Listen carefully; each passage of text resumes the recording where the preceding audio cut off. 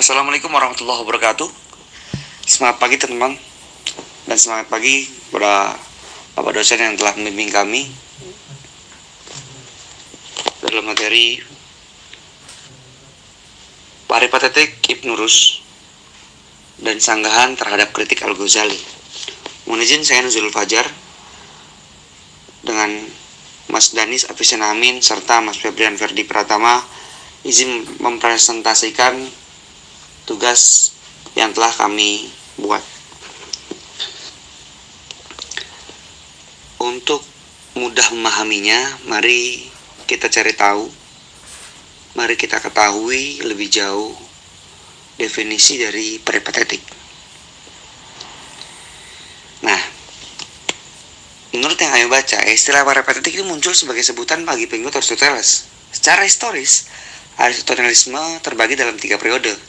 Pertama, peripatetik masa-masa awal yang dimulai sejak Aristoteles hingga meninggalnya Strato. Kedua, sejak Strato sampai Andronicus. Ketiga, periode pasca Andronicus dan generasi berikutnya mengedit dan mengomentari karya-karya Aristoteles.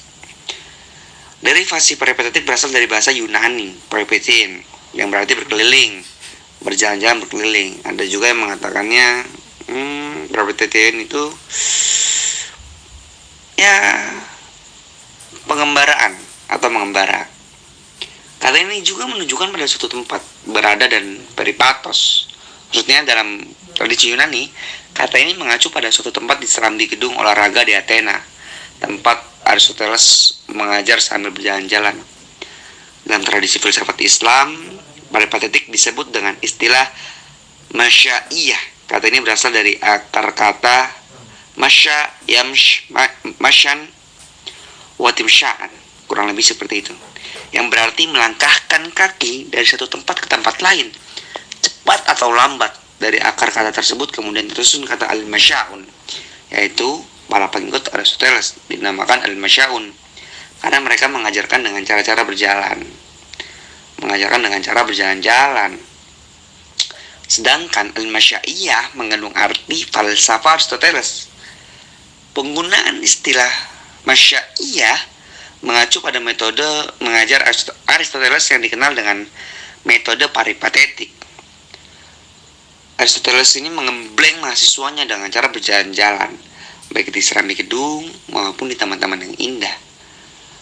Melalui metode tersebut, proses belajar mengajar akan disampaikan secara alami, langsung, sangat begitu menarik, dan bahkan konon katanya dapat mengusir rasa beban. Sebenarnya metode ini tuh diadopsi dari Protagoras. Namun sayangnya orang lebih mengenal peripatetik sebagai metode belajar Aristoteles, mengembangkan sekaligus semua bentuk pengajaran yang mengembangkan pemikirannya. Aristotelisme ini merupakan istilah yang mengacu pada ajaran Aristoteles yang dilestarikan oleh murid-muridnya seperti Theophrastus dan lain sebagainya. Di tengah para filsuf Muslim, peripatetisme masyaiyah mengalami proses objek pembahasan, tidak terbatas hanya pada Aristotelisme saja.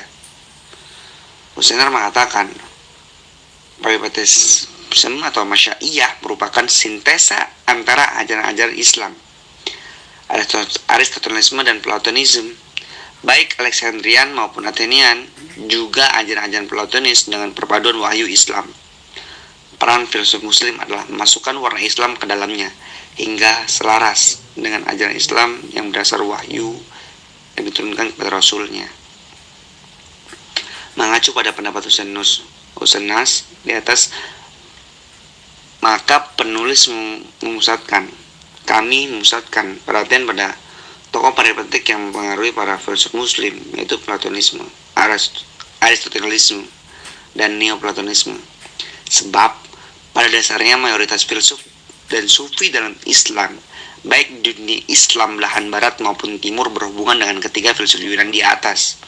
Para filsuf Merwegde menegaskan Plato, Aristoteles, Platonis diakui sebagai bagian dari tradisi Islam, seperti halnya pengakuan tradisi Islam terhadap Ibrahim yang disebut sebagai Nabi umat Islam. Pesan penting yang terkandung dalam penegasannya adalah umat Islam tidak perlu ragu untuk kebenaran yang dibawa oleh para filsuf Yunani, sejauh tidak keluar dari ajaran Islam. Selanjutnya izinkan saya menuturkan biografi intelektual Ibnu Rushd sejauh yang saya ketahui. Tokoh yang dalam bahasa Latin sering kita sebut sebagai Averroes. Ini bernama lengkap Muhammad ibnu Ahmad ibnu Rushd. Ia berasal dari keluarga terpelajar dan terpandang di kota Cordova, serta mempunyai akses yang penting pada dunia hukum dan politik, karena mempunyai kesamaan dengan kakeknya dengan julukan Abu Walid. Maka tokoh ini disebut dengan julukan Ibnu Rushd al-Hafid atau sang cucu, sementara kakeknya dijuluki Ibnu Rushd al-Jad. Ia lahir di Cordova, Andalusia pada tahun 1126 Masehi. Ya kira-kira kalau di tahun Hijriahnya 520 Hijriah. Atau sekitar 15 tahun setelah meninggalnya Hujjatul Islam Abu Ahmad al-Ghazali. Jadi Mas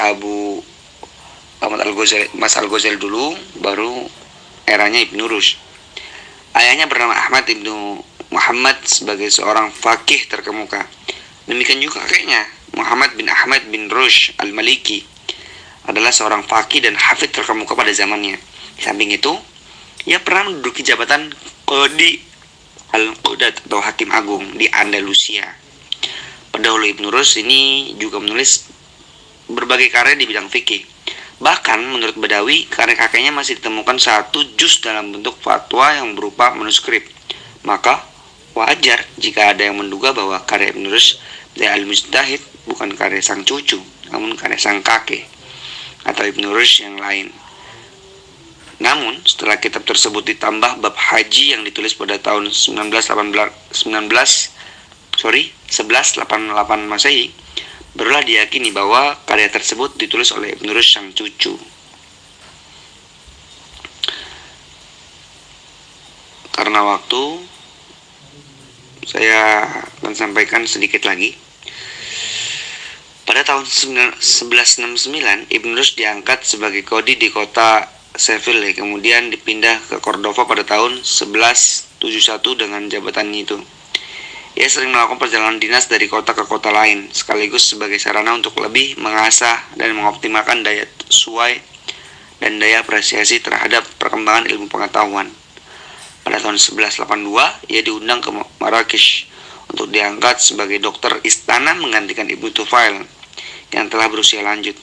Tak lama kemudian, ia diangkat sebagai Qadi al-Qudat atau Hakim Agung, sebuah jabatan tertinggi di bidang hukum yang juga pernah diemban oleh ayah dan kakeknya. Dan saya terima kasih, mungkin selanjutnya akan dibahas oleh rekan-rekan satu tim saya. Silakan.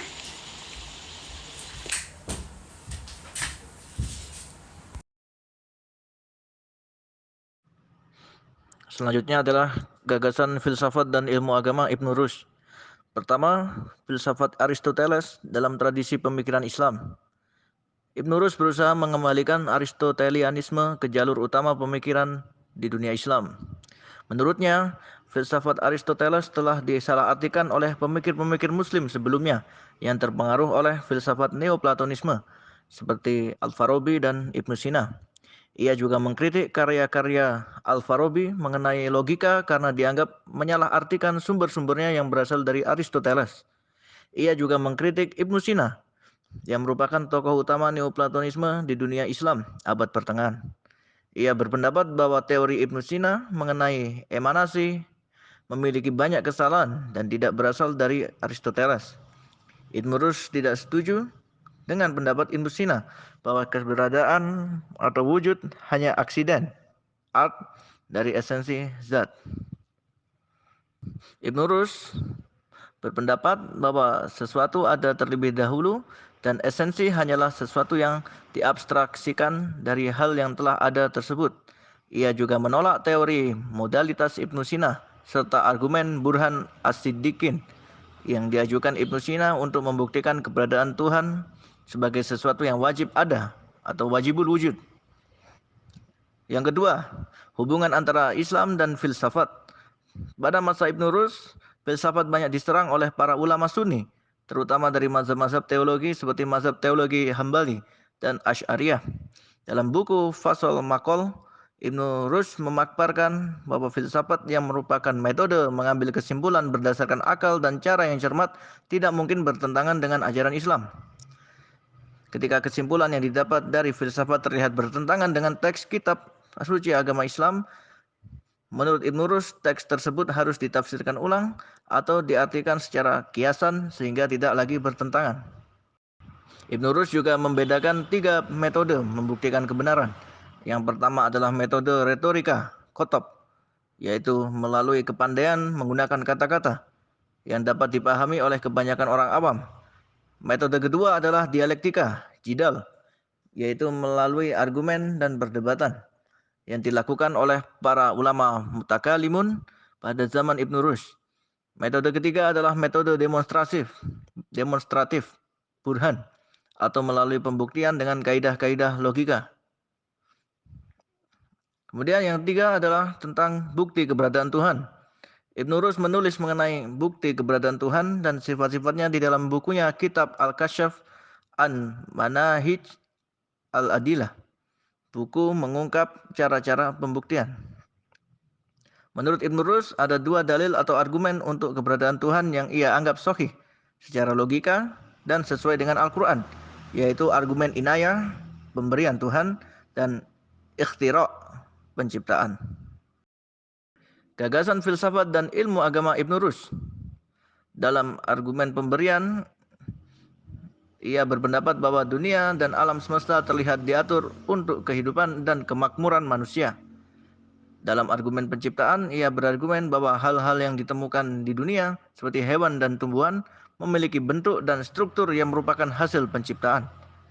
Kedua argumen yang diajukan Ibnu Rushd ini merupakan argumen teleologis, berbeda dengan argumen Aristoteles maupun kebanyakan ulama muslim pada masa itu, yang cenderung menggunakan argumen kosmologis untuk membuktikan keberadaan Tuhan. Selanjutnya kita bahas mengenai sanggahan Ibnu Rushd terhadap kritik yang telah dilontarkan oleh Al-Ghazali. Hal ini dapat kita ketahui dari salah satu sumber karangan karya Imam Al-Ghazali yang berjudul Tahafut Al-Falasifah. Artinya itu adalah kesesatan atau kerancuan para filsuf. Al-Ghazali mengambil kata tahafut ini dipergunakan untuk menunjukkan kerancuan pemikiran serta kontradiksi para filsuf peripatetik pada zaman itu, seperti halnya Al-Kindi, Ibnu Sina, Al-Farabi, tentang beberapa konsep ketuhanan dan juga kosmologi. Sehingga di dalam kitab itu setidaknya terdapat 20 poin pokok yang menurut Al-Ghazali terdapat sebuah kerancuan ataupun kesesatan dalam berpikir. Yang pertama yaitu adalah tentang penolakan terhadap keyakinan para filsuf terhadap eternitas azaliyah alam. Pokok yang kedua, penolakan terhadap keyakinan para filsuf akan keabadian alam. Dan yang ketiga, pernyataan para filsuf yang tidak fair bahwa Tuhan adalah pencipta alam dan bahwasanya alam itu adalah produk ciptaannya. Yang keempat, ketidakmampuan para filsuf untuk mengafirmasi pencipta. Kelima, ketidakmampuan para filsuf untuk membuktikan ketidakmungkinan adanya 2 Tuhan melalui suatu argumen rasional. Keenam, penolakan terhadap sifat-sifat Tuhan. Ketujuh, penolakan terhadap teori para filsuf bahwa zat Tuhan tidak bisa dibagi ke dalam jins atau dan diferensia atau fasel. Yang kedelapan, penolakan terhadap teori para filsuf bahwa prinsip yang pertama, the first principle, adalah suatu sederhana total. Kesembilan, ketidakmampuan para filsuf untuk menunjukkan bahwa prinsip yang pertama adalah bukan benda. Yang ke-10, tesis bahwa para filsuf lazim untuk mengafirmasi para filsuf untuk menyatakan adanya pencipta. Ke-11, ketidakmampuan para filsuf untuk menyatakan bahwa prinsip yang pertama mengetahui seorang selain dirinya sendiri. Ke-12, ketidakmampuan para filsuf untuk menyatakan bahwa dia mengetahui dirinya sendiri, ya'lam dzatahu. Ke-13, penolakan terhadap ajaran para filsuf bahwa prinsip yang pertama tidak mengetahui hal-hal yang partikular, juz'iyat. Ke-14, penolakan terhadap pandangan para filsuf bahwa langit merupakan makhluk hidup yang gerak-gerakannya disengaja, bil iradah. Ke-15, penolakan terhadap ajaran teori para filsuf tentang tujuan gerakan langit. Dan yang ke-16, penolakan terhadap ajaran para filsuf bahwa jiwa-jiwa langit mengetahui hal-hal yang partikular. Ke-17, penolakan terhadap keyakinan para filsuf akan kemustahilan terjadinya hal-hal luar biasa, seperti halnya mukjizat, karomah. Ke-18, penolakan terhadap keyakinan para filsuf yang menyatakan bahwa jiwa manusia adalah sebuah substansi yang eksis dengan sendirinya dan bukan benda, bukan pula suatu aksiden. Ke-19, penolakan terhadap keyakinan para filsuf akan kemustahilan fananya jiwa-jiwa manusia. Dan yang terakhir, penolakan terhadap pengingkaran para filsuf akan kebangkitan tubuh-tubuh yang akan diliputi perasaan senang, sakit, yang dihasilkan oleh sebab-sebab fisik. Sehingga dari ke-20 persoalan tadi dapat kita rangkum ke beberapa pokok poin penting, yaitu yang pertama tentang qadimnya alam, yang kedua yaitu tentang pengetahuan Tuhan, dan yang tiga yaitu tentang kebangkitan jasmani. Sehingga dalam 3 poin pokok ini Ibnu Rushd memberikan sanggahan terhadap kritik Al-Ghazali. Yang pertama yaitu tentang qadimnya alam. Ibnu Rushd dan para filsuf lainnya berpendapat bahwa tidak mungkin terjadi dari yang tidak ada ataupun kekosongan, dan tidak mungkin berubah menjadi wujud.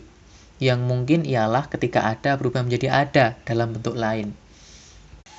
Dalam hal ini, Al-Ghazali tidak sependapat dengan pemikiran para filsuf peripatetik ataupun menganggap kerancuan para filsuf peripatetik yang mengatakan bahwa alam itu bersifat qadim. Sehingga hal ini oleh Ibnu Rushd disanggah dengan pendapat bahwa qadimnya alam kita sebut sebagai qadim bukan secara zatnya, tetapi qadim secara waktu, eksistensial. Dengan hal ini maka Ibnu Rushd mengatakan bahwa yang ada memanglah ada, berbeda dengan halnya yang al-adam ataupun yang tidak terjadi. Yang tidak ada pun sebenarnya juga tidak ada. Maka Ibnu Rushd ini juga berkeyakinan bahwa terbentuknya alam semesta ini itu terjadinya adanya bahan, sesuatu yang ada tadi, sehingga sifat alam ini bersifat qadim. Pendapat ini juga didukung oleh beberapa ayat Al-Quran yang mengandung pengertian bahwa Tuhan menciptakan sesuatu itu dari sesuatu yang sudah ada, bukan dari yang tiada. Yang kedua yaitu tentang pengetahuan Tuhan. Al-Ghazali menentang pandangan para filosof yang menganggap bahwa para filosof tidak mengetahui hal-hal yang partikular atau hal-hal yang kecil saja. Menurut Ibnu Rushd, Al-Ghazali dalam hal ini salah paham karena menyamakan antara pengetahuan manusia dengan pengetahuan Tuhan. Sehingga pengetahuan Tuhan terhadap manusia itu eksis dengan pengetahuan Tuhan itu sendiri. Berbeda halnya apa yang dirasakan oleh manusia. Sehingga Tuhan bukan berarti tidak mengetahui hal-hal yang partikular atau kecil, tetapi untuk mengetahui hal-hal yang kecil itu dengan eksistensinya Tuhan itu sendiri, menurut Ibnu Rushd. Dan yang terakhir, tentang kebangkitan jasmani. Para filosof menolak konsep kebangkitan jasmani karena mereka menganggap bahwa hal itu tersebut mustahil. Menurut mereka, unsur jasmani manusia yang telah mati akan diproses oleh alam. Hal inilah yang disanggah oleh Al-Ghazali bahwa jasmani manusia tidak akan dibangkitkan kembali. Sehingga menurut pandangan ini Ibnu Rushd mengatakan bahwa Yang akan dibangkitkan adalah ruhani, karena yang dapat merasakan siksaan ataupun kebahagiaan adalah ruhani, sehingga ruhanilah yang akan kembali ke Tuhan. Mungkin cukup itu beberapa sanggahan Ibnu Rushd terhadap kritik Al-Ghazali. Hal ini tertuang dari salah satu karya dari Ibnu Rushd, yaitu Tahafut At-Tahafut, atau kerancuan di atas kerancuan, yang berisikan tentang sanggahan Ibnu Rushd terhadap kritik Al-Ghazali. Baik, terima kasih. Kurang lebihnya mohon maaf. Wassalamualaikum warahmatullahi wabarakatuh.